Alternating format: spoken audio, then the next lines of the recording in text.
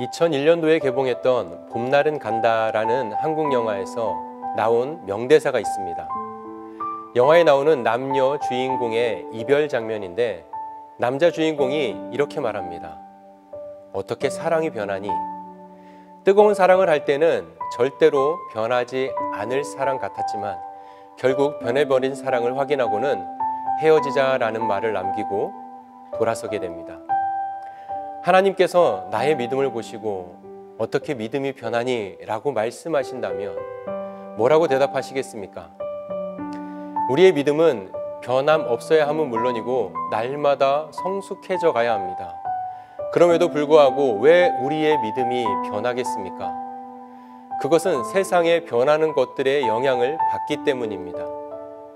이 세상에 변하지 않는 것은 단 하나도 없습니다.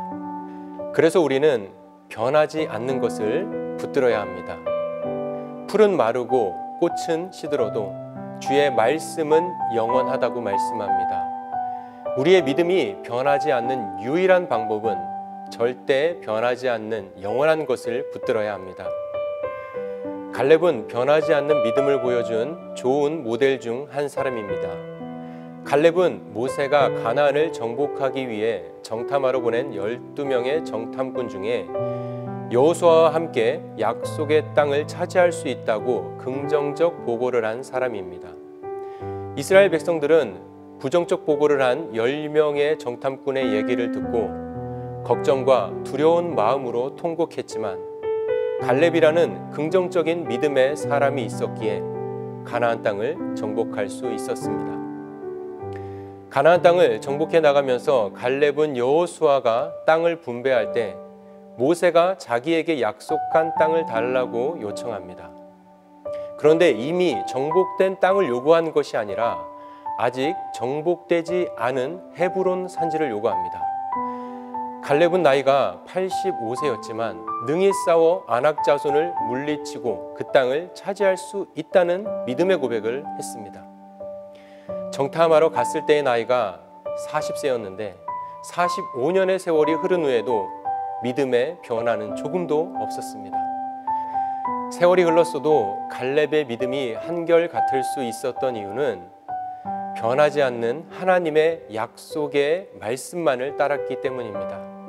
그 말씀은 바로 가나안 땅을 정탐하고 돌아와 모세를 통해 들었던 하나님의 말씀이었습니다.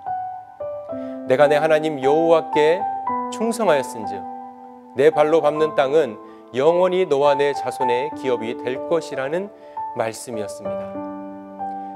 갈렙의 주변 환경은 다 변했지만 하나님의 약속의 말씀은 변하지 않았습니다. 코로나19로 인해 지난 2년간 이전의 모습은 거의 찾아볼 수 없을 정도로 우리 삶에 엄청난 변화가 생겼습니다. 하지만 하나님의 말씀은 절대 변하지 않았습니다. 그 약속의 말씀을 붙들고 살아가는 우리의 믿음이 어떻게 변할 수 있겠습니까? 사람에 따라, 환경에 따라, 조건에 따라 우리의 믿음이 변해서야 되겠습니까?